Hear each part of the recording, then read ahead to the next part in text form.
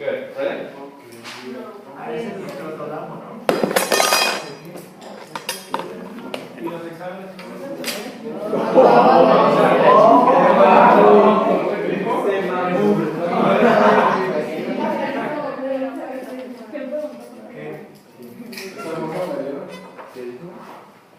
Good.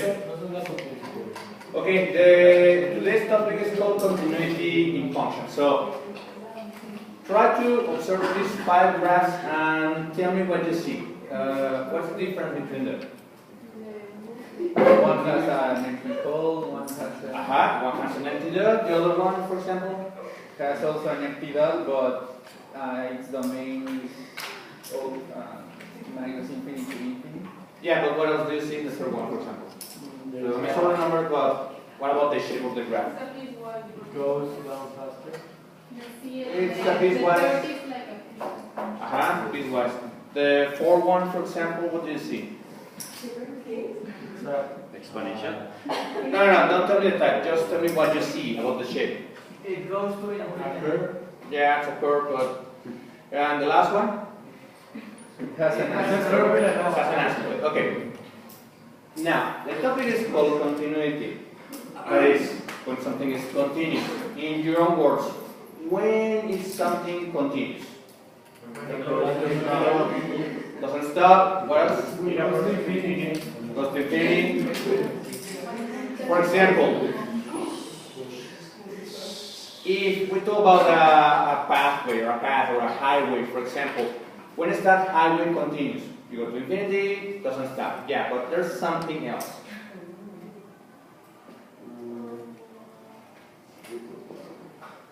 Okay, I'll give you a hint.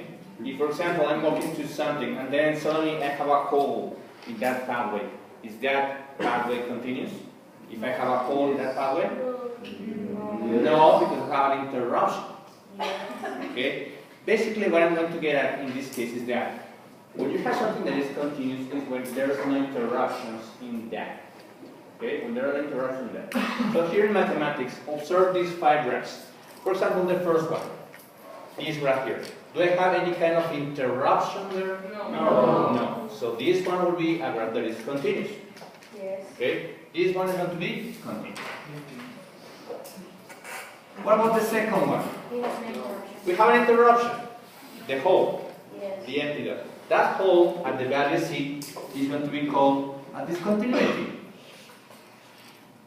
It's an interruption on the graph. What about the third one? You have a hole, but it's empty. Yeah, but for example, what happens here at the value of FC? What happens here? You have a discontinuity, but because you have a jump between the graphs. Okay? So it's also discontinuity. If both are full points, You cannot have that, because you cannot have 2 full dots in a single X value. That's not possible. But still, it's a discontinuity because you have a jump. The fourth one, for example, also has a discontinuity. Why? Because it starts at a certain point. It doesn't go all the way to the nearest infinity. So this is also called a discontinuity because you start at a certain point. And what about the last one? Is it continuous? No, because at C, what happens? You have An asymptote. That's going to be called also a discontinuity. Okay? So the idea here would be that. The idea would be that I'm going to give you a function and you need to be able to identify what this continuity is in that function. Okay? in the fourth one, why was this continuity? Because it doesn't go all the way to the negative and positive infinity. You start at a point, but before that point there's nothing. So it's also discontinuity. Okay? Now, the idea then of this topic will be to identify if I can find discontinuities in the function. That's the idea. So I can get the entire function, but the idea is to observe, to analyze if I get a discontinuity and find it before graphing the function. Now, let's try thinking about this mathematically, in calculus. The first one, this one is continuous, right? At the value CL, there's no discontinuity because the graph is continuous. But about this point, try to think in calculus terms. What happens at that point if it's continuous? What is happening there? Y is the highest value? Yeah, but that's not what I'm getting at. There's something else. So far until now, I'm working with limits, right? So try to think in limits. ¿No son acentos ahí? No, that's the projection. The asymptote is the blue one. This is the projection in there. Think about this in limits. Horizontal limit. Huh? Is the horizontal limit, no? Now, about limits, remember, as we're not talking limits, here in calculus, it's an operation. Or is the highest number that it will reach? No, not that. What? No, you get the other idea. Okay, I'll help you. Fine, here. The value c. If I tell you the limit as x approaches c from the left of that function, and the limit as x approaches c from the right of that function, what about them? It's the same. They're the same. They're equal. Yes or no? Yes. Yeah, because in this case, for example, if I approach from the left, I approach from the right, are they getting to the same value? Yes. Yes, so they exist and they are equal. That's one condition. And if they exist and they're equal, then what happens? There's a limit. That would be also equal to the what? To the full limit. It's going to exist and that's the full limit. Yeah. Remember that? We have already talked about that Yes, in the first week. Yeah, the first topic. Okay.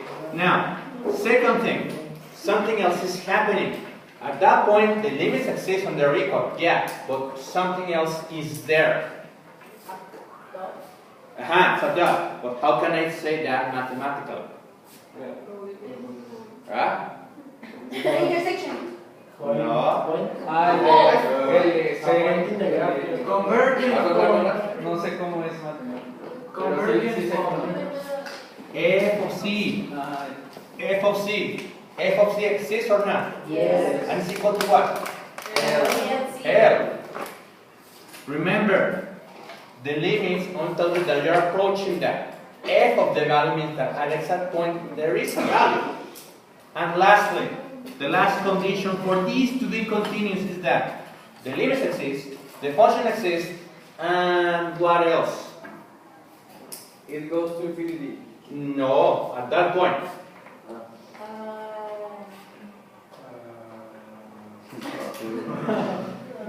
Try to think, it's not that complicated.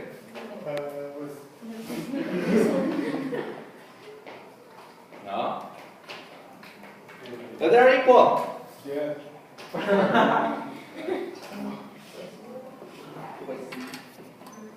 Yes or no? Yes. Yes. At that point, the limit from the left, the limit from the right go to the same point, so the limit exists. Second, the function at that point exists and is self. Last condition, that they're equal. That they're equal. Okay? Because they could be different. Remember? Yep. So, for a function to be continuous at the point x equal to c, the one that I'm checking, I need to comply with these three conditions. If one condition of those or more, one or more conditions fail, then we have these kind of discontinuities. That's the idea of this topic. You need to check a function. You need to analyze the conditions, and from the conditions, you're going to conclude, is the function continuous at that point? Yes, it is. No, it's not, so you have discontinuity. That's the question analysis. Do you understand that? Yes. Okay. Now, what about the second graph? What is scaling here? It's not continuous. There's a discontinuity. But why? Huh? F of c, in this case, Doesn't exist. doesn't exist. What else? If the f of c doesn't exist, You have a limit. Then they are not equal. the limit of the function, x approaches c, and f of c will be different. Okay? This kind of discontinuity has a name. This is going to be called removable discontinuity. Why is it called removable? Simple. Because the entire graph is fine. The only problem is that hole. Yep. Why is it called removable? Because if, for example, if I have that hole, and if I were to put something over that hole, then the graph is going to be continuous. That one is going to be called removable.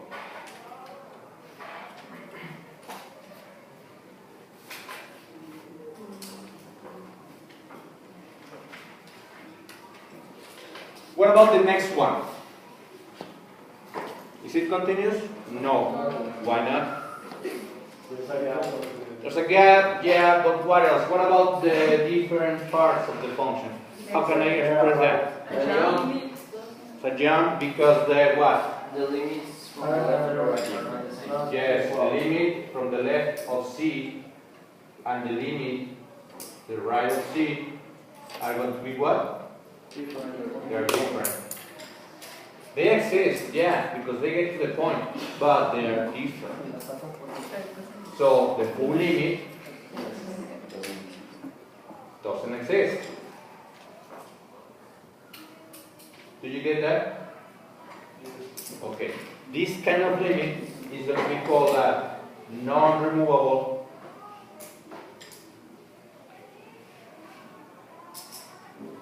jump discontinuity.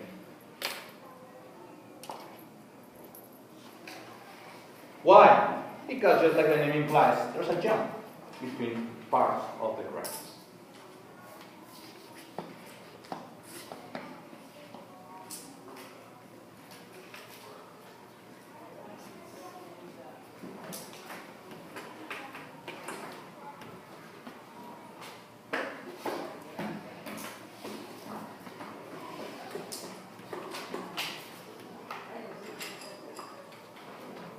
What about the fourth one? What is happening there? There is no approach from the start. Aha, exactly. The limit as x approaches C from the left of that function doesn't exist.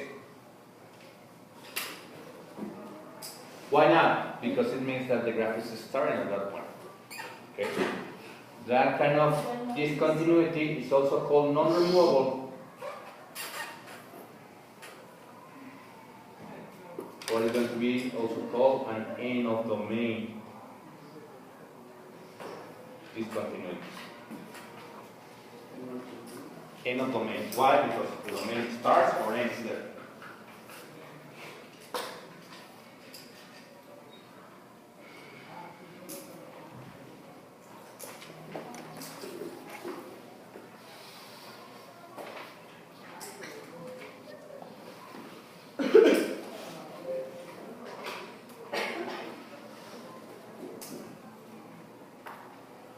Si en el examen fuera una de esas y le ponemos no removable, ¿está bien?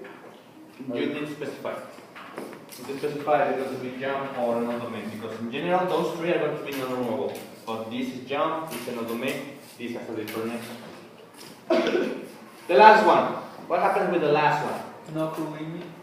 Not full limit, but why? What happens to the lateral limit? Aha, because the limit from the left goes towards what? Infinity, and the one from the right, for example.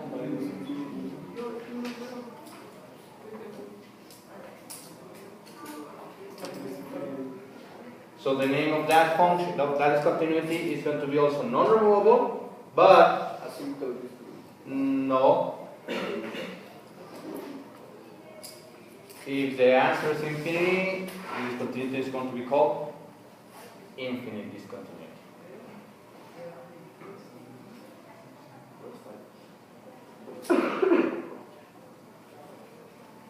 Okay?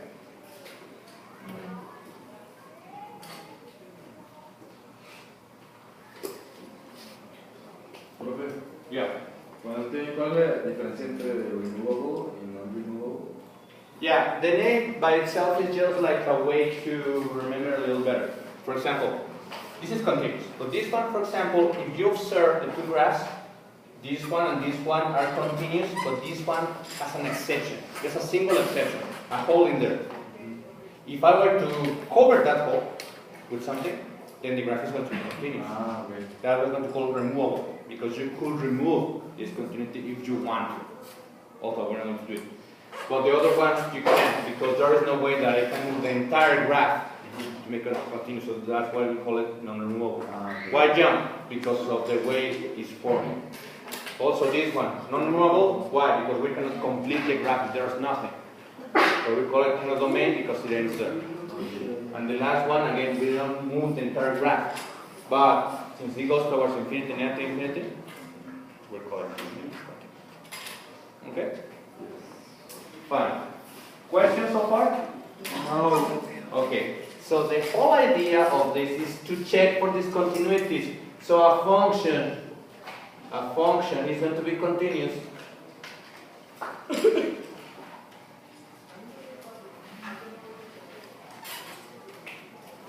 If what? When a function is going to be continuous? If what? You covered one of the first restrictions. Yeah, but in general it will be if they are not discontinuous.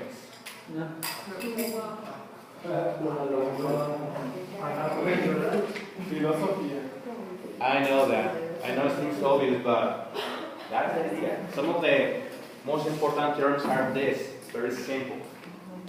Very obvious. Good. Questions? No.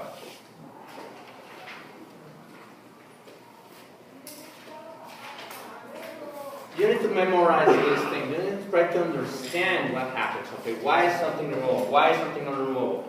That would be the idea. Why? Because in the exam, for example, I'm going to give you a function. You need to find where discontinuities are, if there are any. And then tell me, then conclude, and then you're going to write. Las encontramos con lo que hemos hecho el otro día, ¿no? De que prácticamente By following analysis. Following analysis. You'll see. We're going to do an example. a ver, no.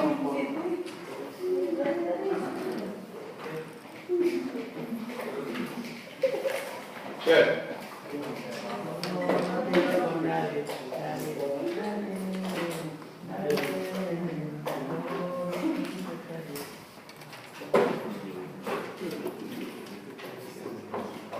Fine then. Can I erase? Yes.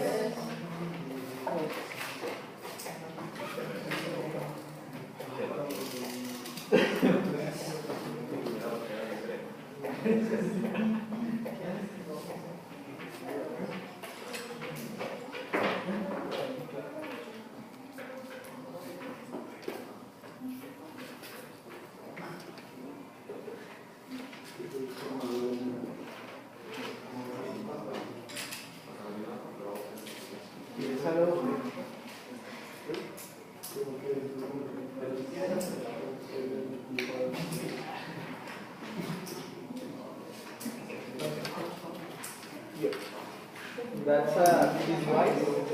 Yeah.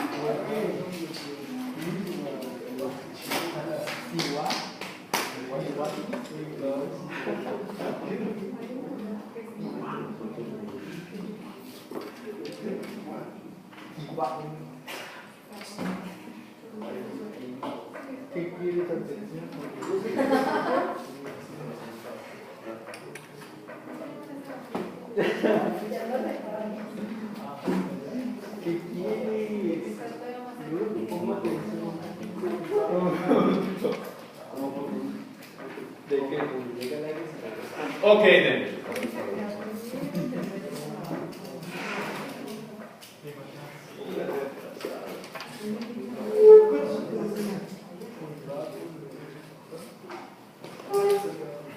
Fine.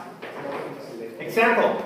Here, I have a function f of x equal to 2x plus 1 if x belongs to net infinity to minus 2 included. 1 minus x squared if x belongs to minus 2, comma 2, and square root of x plus 2 plus 1 if x belongs to 2 included, comma infinity, not included. First, what kind of function is this? Piecewise, yeah. It's a jump. So it's a piecewise. The idea is to analyze what happens, if it's going to be continuous or not, at the values where the graph changes from being one to another form. So in this case, for example, I need to check what happens at minus 2 and at 2. Both. Why? It's a removable. I don't know yet. I don't know yet. You need to check it. You can just guess. These values here, these changing values, are going to be called step points. Why step points? Because they're going to change the function from one to another one. Okay? So the idea is that we're going to apply the conditions and then analyze what happens. First, x equal to minus 2, the first one. What are we going to do? The conditions. Find the limit as x approaches, minus 2 from the left. Find the limit as x approaches, minus 2 from the right. Find the full limit. And evaluate the function at the back. And then conclude.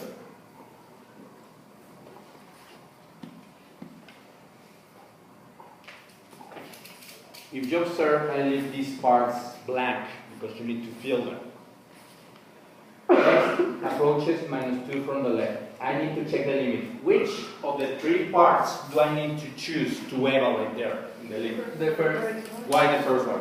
because it includes minus 2 from the left. Exactly. If it says minus 2 from the left, you need to choose the one that is before the minus 2. I'm choosing this one. So you put it. That's the function. 2x plus 1. And then if I have a limit, what do I do with that? Substitute. So it's going to be 2 times minus 2 plus 1. How much is that? What? Minus 3. Negative 3. Second one, minus 2, but from the right. Which part do I choose? The second. The first one. No. The first? No. The second one. The second one? No, la tercera, no. No. Because if I'm approaching minus 2 from the right, I need to choose the closest one to minus 2. Yes, I know this is from the right, but this is closer to this. This is immediately after the minus 2. 1 minus x squared. Evaluate. So it's 1 minus 2 to the square equals to? How much is it? 1. No. No. 3. Minus 3. Yeah? So, if left is minus 3, right is minus 3, then the full limit, the limit of the function, because that's the name of the function, f of x, is equal to what? 3. Minus 3. No need to evaluate anything because I already found left and right. If they are different, it doesn't exist. If they are equal, that's the value. Lastly, f of minus 2. What do I do? No, if it is like, if it exists the point. Exactly, if the point exists, how do I find them? Where? In the first one. Why? Because it includes minus 2 and here you have minus 2. Yes, exactly. F of minus 2 will be evaluated at the function where the minus 2 is included. Where is it included? Here or here? First one. The first one, so that's where I need to evaluate. So, 2 times minus 2 plus 1 is equal to minus 3. ¿También puedes coger la última? No, because it's minus 2. Ah, sí, cierto. So, left minus 3, right minus 3, full limit minus 3, function minus 2 minus 3, they're equal. Conclusion, is there any discontinuities here? No. It's going to be continuous. It is continuous, the function, at x equal to minus 2.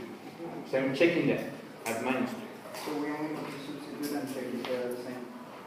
If they are different, conclude what condition you have. Profe, Yeah. ¿y por qué checabas el menos 2? Porque esto es... Yeah, that's where the function is. I haven't finished it. But check also the other one. We had everything analysis and What?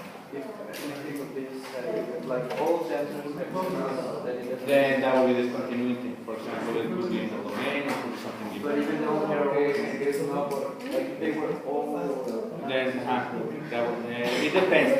It depends on this. If one of them fails, you need to check what kind of discontinuity you have. Okay. now check with two. Yes. Okay. I have finished with the minus 2. It is continuous. Now we'll do the same, but with the other one. With 2. X equal to 2. So again, limit x approaches 2 from the left. Limit x approaches 2 from the right. The full limit. And the function. And conclusion. Mister, you have 4 different step points you're gonna have to do it 4 times.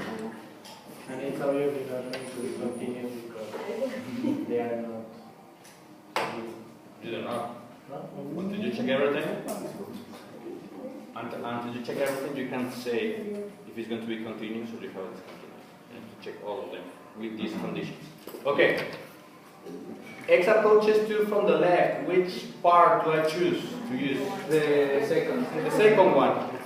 So it's 1 minus x squared. So 1 minus 2 to the square equals to 3. Minus 3.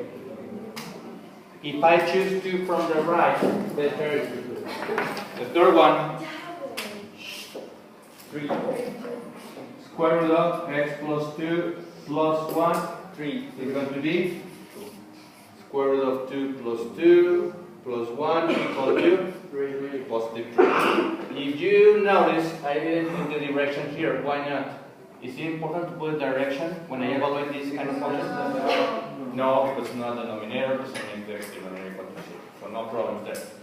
So limit of, again, the name of the function f of x, in this case doesn't exist. The third one. F of 2, The third one. the third one, why? Because it includes 2. Because it's included there. 2 plus 2 plus 1 equal to 3. What's my conclusion? Is it continuous? No, it's not. But what kind of discontinuity do I have? In this case, it's better if you visualize what happens. We'll see. If it's 2 from the right, my graph is going something like this, going towards the minus 3. 2 from the right, you're going towards 3. So just by visualizing that, the limit doesn't exist, yeah. What kind of discontinuity do I have? Jump. Yeah, discontinuity. Jumping jack. You can just put jump and that's it. Jump. Discontinuity at x equal to 2. That's it. How do you know which one is the empty hole? Because it says it goes towards 3, so the one that goes to 3 is the one that is full. But we're going to graph it so you can see a little better. This is just visual. Just because we're not sure now, like, because not all the So you need to visualize it, see what kind of discontinuity they have. Okay. Questions? No? That's for this topic. So this topic doesn't count this. I'll give you a function like this one. You check those, conclude, and graph. That's what I get to do for this topic. It's not that complicated. But we have to graph the whole book. Yeah, you will also in the quiz. So. How will you know, like, for example, when you have a function, it's easier because you know that it's not renewable jump discontinuity. But when you know that's like a sometimes you show like a piecewise and one random. It depends. For example, if in a piecewise you have a rational side of it and you have an irrational. You have, for example, another rational but with an empty dot. The one we saw last week.